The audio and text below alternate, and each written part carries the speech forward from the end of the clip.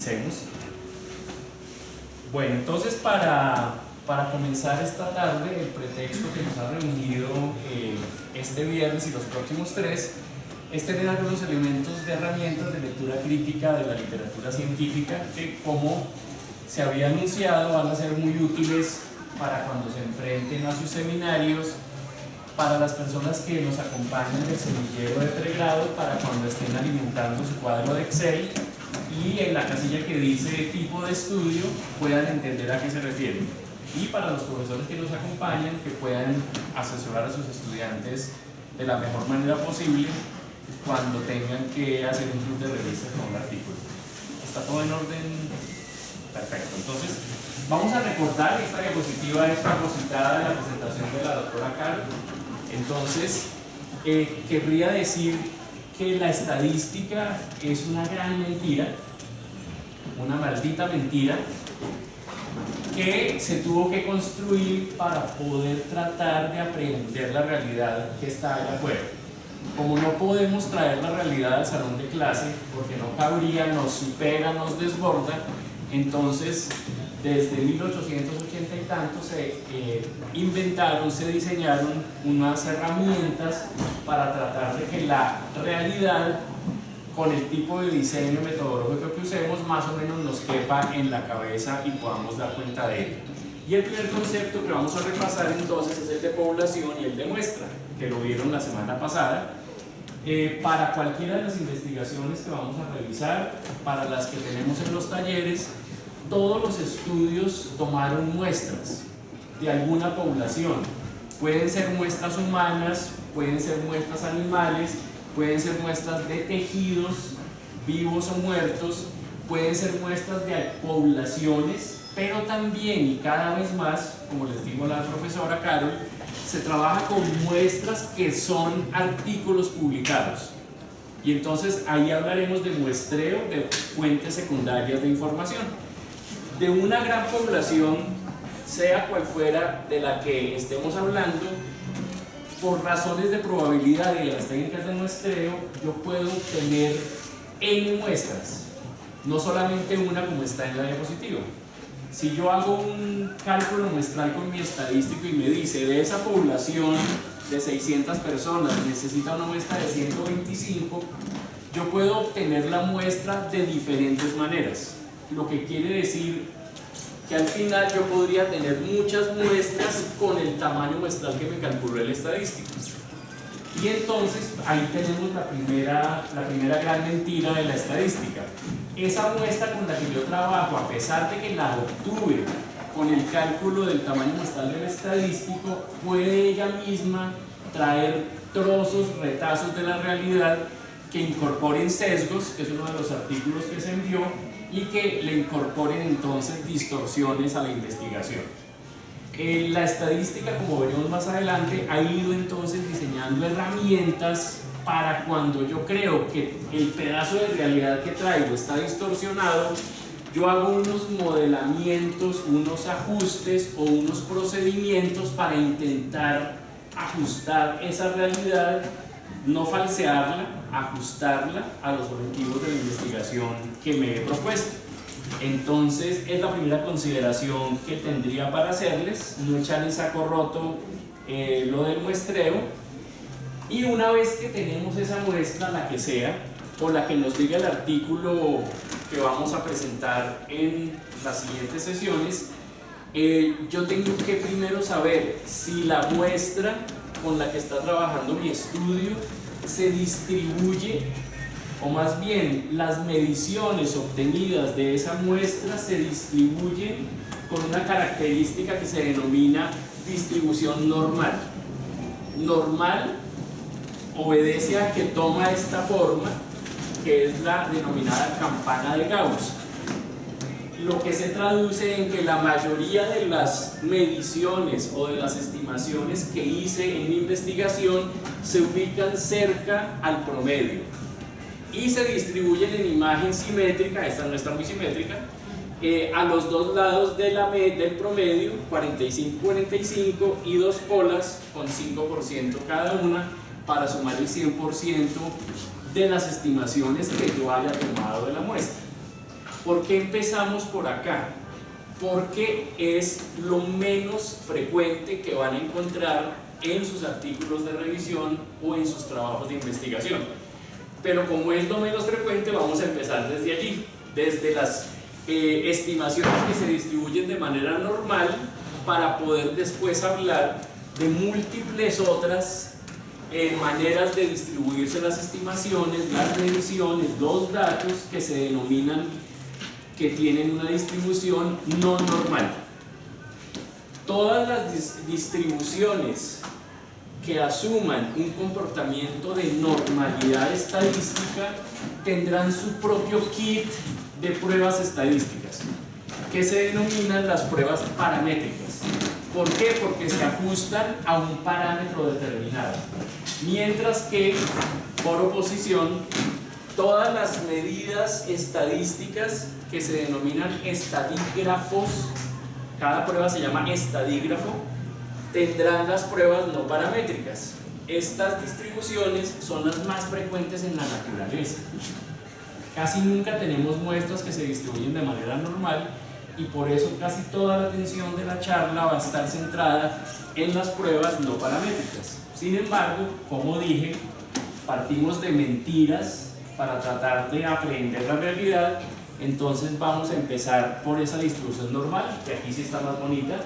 Es tomada de un libro de texto que les recomiendo para aquellos y aquellas que quieran profundizar en un libro así que llamamos nosotros en el lenguaje de la doctora Carol, un libro Coquito, cartilla Coquito para investigación epidemiológica. Este libro está a su disposición si lo quieren, si quieren realizar copias educativas, para que no quede en el video la palabra censurada, esa palabra. Bueno, entonces, como vemos, aquí tenemos una serie de datos que se distribuyen de manera normal, y la primera prueba, la más famosa, la que todas y todos seguramente aprendieron quienes tuvieron la asignatura de estadística, es que la distribución normal tiene su propia prueba que se llama la prueba Z. Esa prueba Z se calcula dividiendo el 100% del área bajo la curva, y como es una imagen en espejo, pues yo tendré el 50% de mis mediciones a este lado y el 50% a este lado, lo que corresponde a estos valores del área bajo la curva respectivamente. Cuando estén trabajando con artículos o investigaciones que utilicen la prueba Z, van entonces a saber que están hablando de un estudio que tiene una distribución normal y que por ende, por obligación, tengo que aplicarle pruebas paramétricas para los estimadores. Ahí tenemos el valor de Z y las medidas por excelencia que se usan en una distribución normal, que están acá: el promedio, media aritmética, el mediano o la moda. En algunas ocasiones muy raras coinciden los valores, pero lo más seguro es que no coinciden, y que la curva, a pesar de ser normal, tenga una imagen no tan campana como la que mostramos teórica, sino que asuma una forma un poquito más asimétrica, pero de todas maneras se sigue comportando de manera normal. La presentación de diapositivas, así como la grabación, están a disposición futura de ustedes para repasar, para compartir. No hay que pagar derechos de autor, somos de acceso libre, entonces sí quiero que tomen notas para que tengan sus propios apuntes, pero cuenten con la presentación. Entonces miremos un ejemplo. Acá tenemos una distribución normal de pacientes, no sabemos qué pacientes, y la variable que estamos midiendo es el peso. El peso de los seres humanos es una de esas pocas características que se comporta de manera normal. ¿Por qué?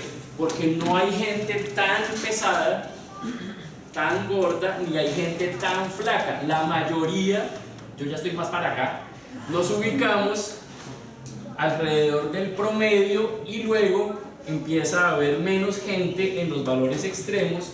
Y cuando tengan una investigación que usa la prueba Z, entonces van a saber que en los libros de estadística, como en el libro que mostré al principio, o en este otro que está en la biblioteca, hay muchos ejemplares, que es la bioestadística de Daniel, ellos traen unas tablas donde usted puede encontrar los valores de Z para una respectiva medida.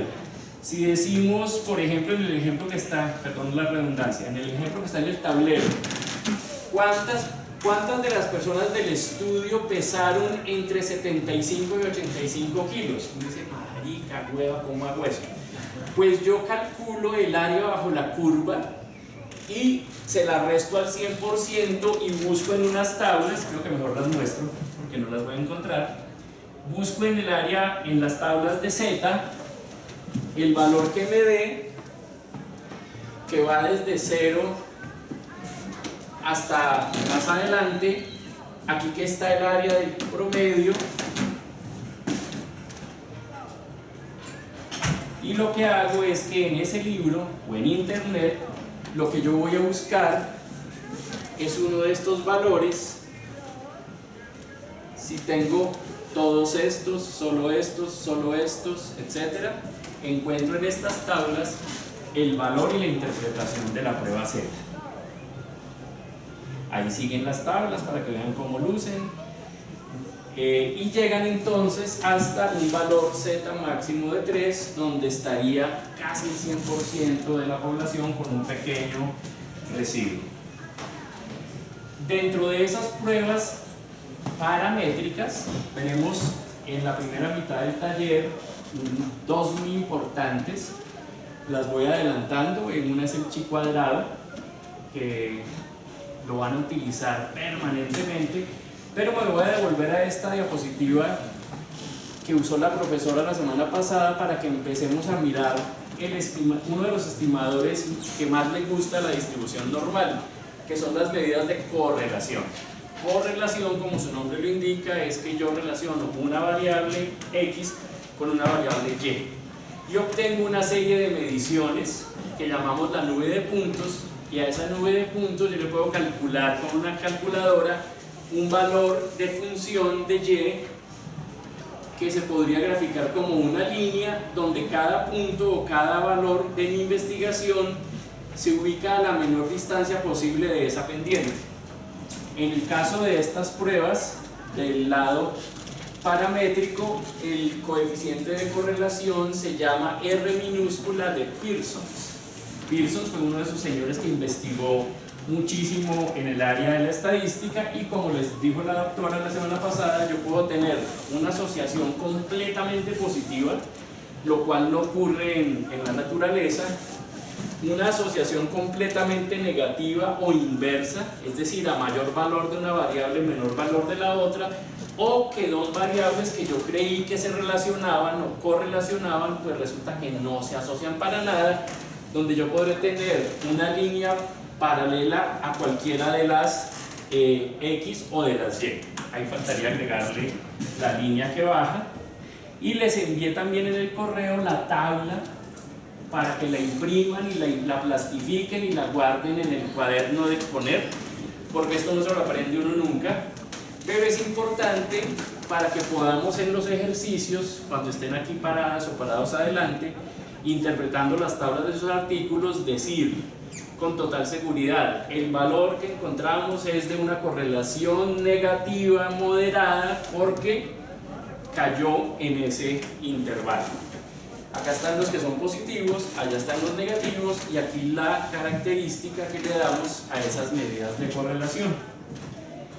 Esto en el terreno, como he dicho, de las pruebas paramétricas. Aquí hay un clásico que los de periodoncia babiamos cuando sale, porque es uno de esos artículos que perdura en el tiempo por su utilidad, por su importancia, que es en ese año en el que se publicó, en el 91, todavía se pensaba, había una teoría de que los pacientes VIH tenían una microflora propia, y entonces estos estudios empezaron a tratar de esclarecer si eso era o no verdad. No vamos a trabajar todo el artículo, por supuesto, pero vamos a ver uno de los acercamientos de cómo presentan los resultados esta investigación, donde tenemos entonces aquí índice de placa visible, aquí número de linfocitos CD4, Aquí tenemos índice de sangrado gingival, aquí número de sacos mayores a 4 milímetros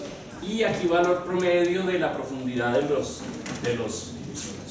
las bolsas, o como las llaman Pochito oficialmente, bolsas perfectas.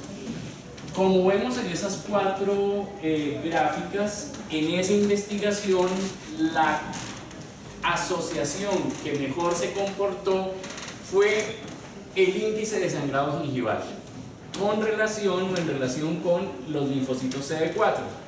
Entonces tenemos una asociación negativa por la dirección de la pendiente de menos 0.59, esto colóquenlo R minúscula, y encontramos que fue la que mejor se asoció, lo que podría permitirle a los investigadores concluir que si tenemos un paciente con VIH y llega a nuestra consulta de periodoncia, por ejemplo, lo más importante será el sangrado gingival más que las otras 3 variables que en este caso ese grupo de investigadores examinó. Ahí vemos en dónde estaría ubicado. Creo que lo ubiqué al lado contrario porque es negativo, es menos 0,50 y algo. Habría una correlación entonces muy fuerte entre esos 2 indicadores, esos 2 grupos de variables. En esta siguiente diapositiva pasamos ya a las distribuciones que se comportan de manera no normal. Y para lo cual, repetimos, se usan las pruebas no paramétricas. ¿Ya tiene la neurona frita? Y no hemos empezado.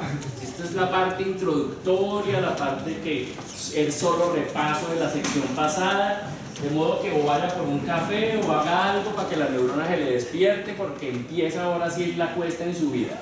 Entonces tenemos en esta diapositiva las características de las pruebas no paramétricas, ventajas, desventajas.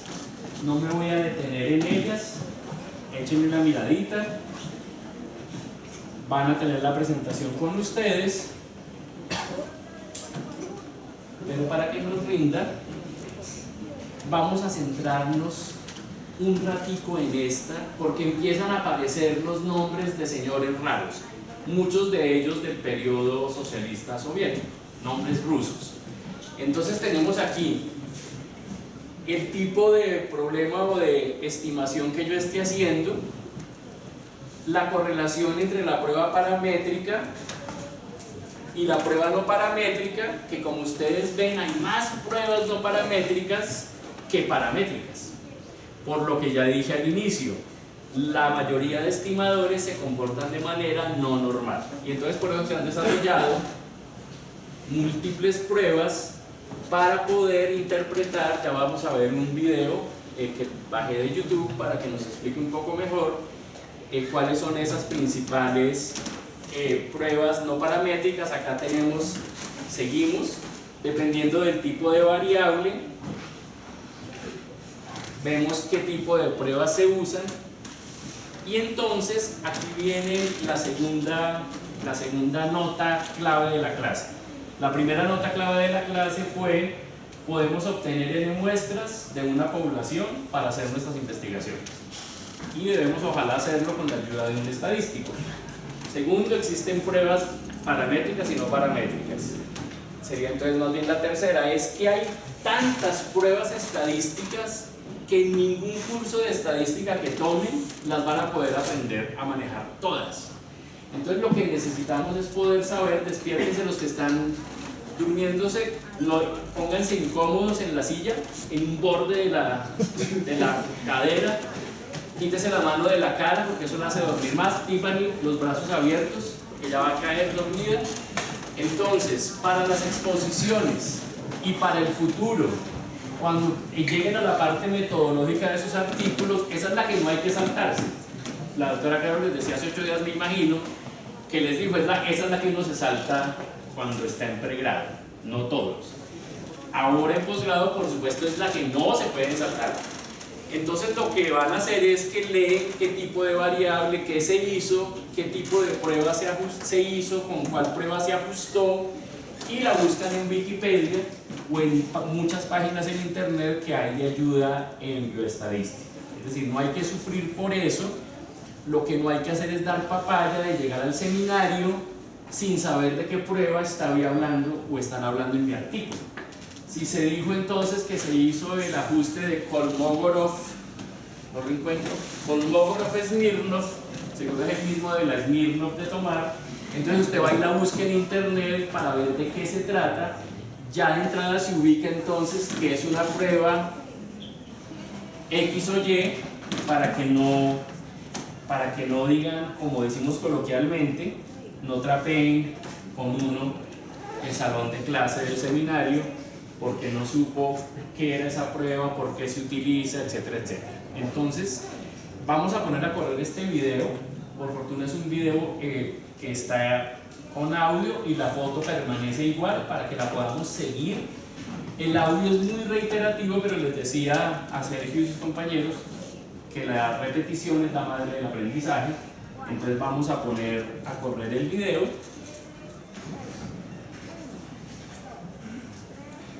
En esta presentación quiero compartir con todos ustedes los estadísticos de prueba más utilizados.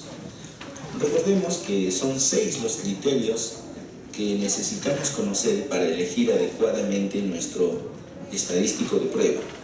Y estos son los tipos de investigación, los niveles de la investigación, los diseños de la investigación, el objetivo estadístico, la escala de medición de las variables y el comportamiento de los datos.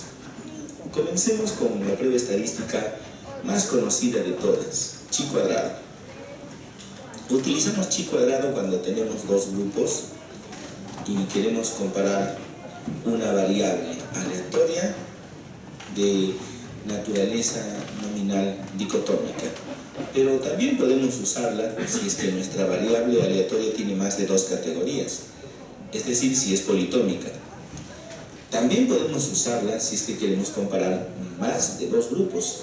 Chi cuadrado de homogeneidad se extiende entonces desde una tabla de 2 por 2 hasta tablas de R por C, un número de filas por un número de columnas que pueden ser más de 2. Otra de las pruebas estadísticas más conocidas es la TD-Student para muestras independientes. Se utiliza cuando queremos comparar 2 grupos y la variable aleatoria es numérica. Existen otras variedades de TD-Student, por ejemplo, de una muestra. Cuando trabajamos con un solo grupo y nuestra variable aleatoria es numérica. Siguiendo con las variables numéricas, si tenemos que comparar más de 2 grupos, entonces utilizamos el ANOVA con un factor intersujetos, conocido también como ANOVA de una vía, o simplemente ANOVA con un factor. Pero si lo que queremos comparar son 2 medidas de un mismo grupo, entonces realizaremos la TD-Student para muestras relacionadas. Pero, ¿qué pasa si son más de 2 medidas, no solamente 2? En ese caso, utilizaremos el ANOVA para medidas repetidas, conocido también como ANOVA con un factor intrasujetos, distinto al de arriba.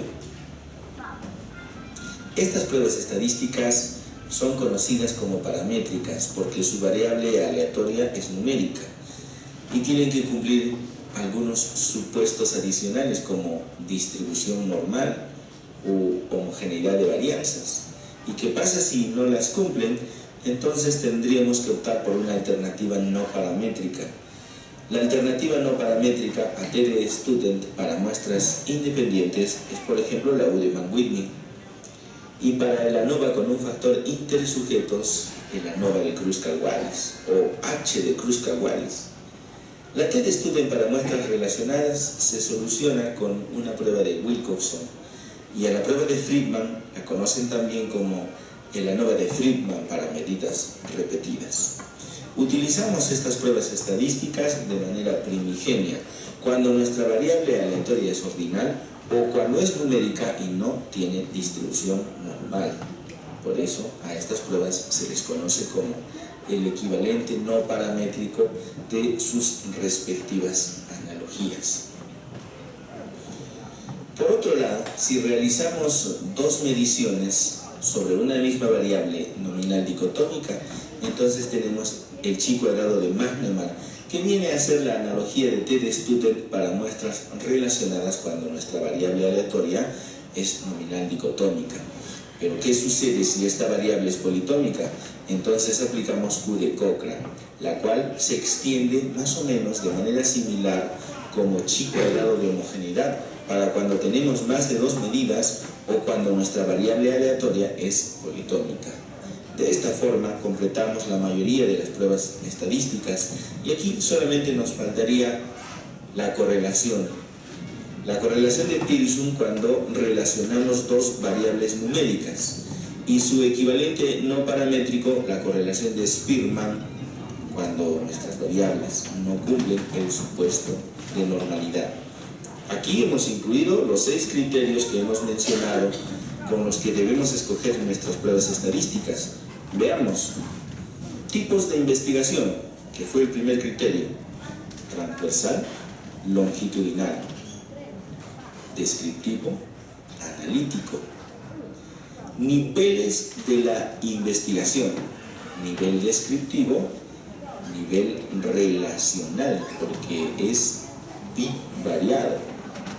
Diseños de la investigación, generalmente utilizado para estudios epidemiológicos y las medidas repetidas para estudios experimentales. También las variables aleatorias numéricas se utilizan en los diseños experimentales. Este es el tercer criterio.